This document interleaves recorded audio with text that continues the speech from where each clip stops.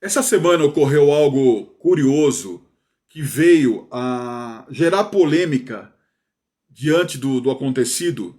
E eu quero trazer aqui no canal porque tem muito a ver com os processos de entendimento do desenvolvimento pessoal, liderança, da relação em grupo e equipe. Eu vou explicar para quem não sabe do que eu estou falando e possa compreender um pouco do cenário. E a partir daí nós vamos entender, vamos conversar, debater, se for o caso, do que é certo, do que é incorreto, aonde é o limite e aonde que nós estamos caminhando em relação à polêmica dos fatos, que pode ser positivo ou pode ser nocivo para a sociedade brasileira, ou mundial, se for o caso, visto que temos isso em outras partes do mundo também, mas vamos nos atentar agora, nesse momento, ao ponto principal que foi o ocorrido aqui no Brasil e nessa semana. Para quem não acompanhou, houve um jogo de futebol entre o São Paulo e o Fluminense do Rio de Janeiro. Nessa partida, o treinador do Fluminense, Fernando Diniz,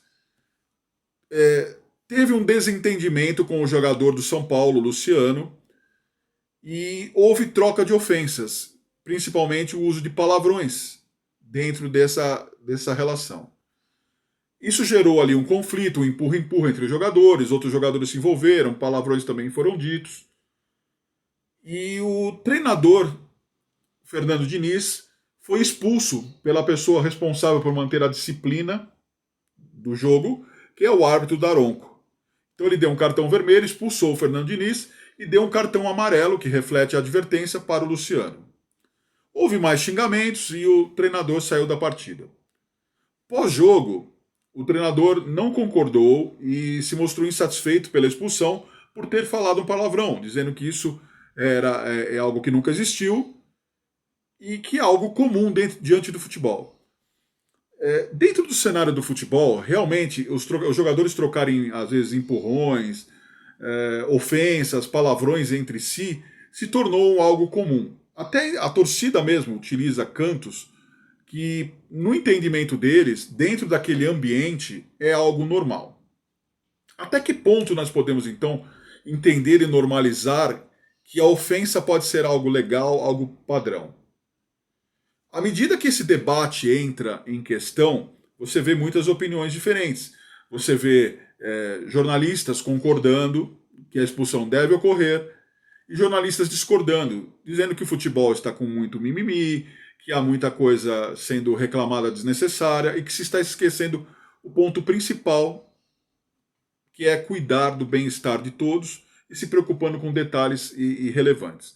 Que a graça do futebol, ou seja, a arte que seria jogar bola, está sendo esquecida por isso.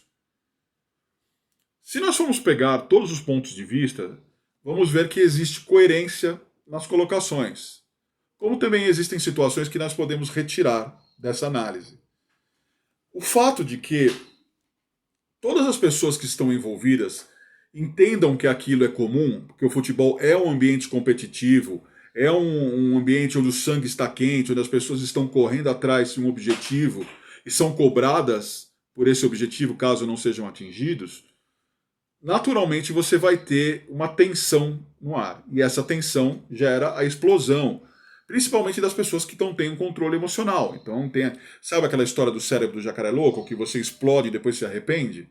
É muito comum diante dessa situação. Então, ou seja, para os atletas, para os treinadores, para as pessoas que vivem profissionalmente o meio do futebol, isso é algo normal, isso é algo comum, ainda que para quem está fora possa não ser algo comum você ofender alguém. Por outro lado, se nós formos entender uma outra maneira de ver e enxergar de fora, o treinador ele é o responsável pela liderança do grupo, ou seja, ele é a pessoa que tem que estar capacitada para conduzir o grupo a atingir o objetivo e a meta, que é fazer o gol, ganhar a partida. O árbitro, como eu disse antes, é o responsável pela disciplina, ou seja, por manter a ordem. E manter a ordem envolve o quê? O que a regra permite? Não haver faltas, não haver violência entre os jogadores. E a violência envolve o quê? O xingamento? Sim ou não? Onde isso está dentro da regra?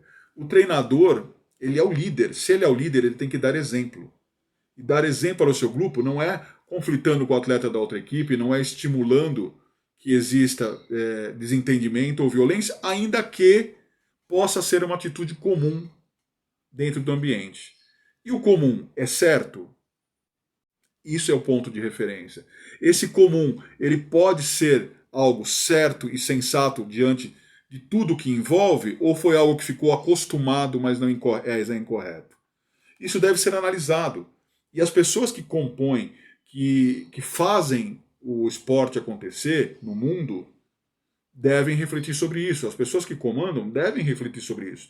Se a regra não é clara, ou seja, se a sua explicação para o fato não é claro, haverá interpretações. E havendo interpretações, cada um vai ter a sua. Então, estaremos discutindo sempre dentro de um cenário de comando, de liderança, e a gente pode transferir isso para o ambiente empresarial. Você pode ter gerentes, muitas vezes, que fazem isso, que cobram a equipe, por exemplo, de vendas através do insulto, do grito. E às vezes isso funciona, faz com que a pessoa realmente renda, produza e traga motivação e resultado. Porém, tem pessoas que vão se desmotivar, tem pessoas que vão entender isso como assédio moral.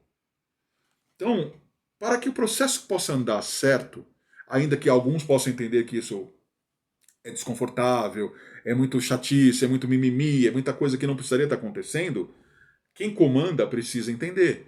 Quem faz acontecer precisa entender. Precisa verificar até que ponto machuca, até que ponto todos estão de acordo. Mas você pode dizer para mim, então, mas não está ficando chato demais de verdade? Eu não vou discutir um assunto que prorroga algo desnecessário onde antigamente não tinha isso? Lembre-se que, apesar de eu entender que antigamente não tinha isso, apesar de eu entender que o foco principal, que é entender o jogo, que é fazer o jogo feliz, agradável e ser um espetáculo, e tenha sido deixado em segundo plano, apesar de eu compreender isso, nós também não podemos usar o anacronismo para poder avaliar hoje. O mundo mudou, as pessoas mudaram, a compreensão das situações mudaram.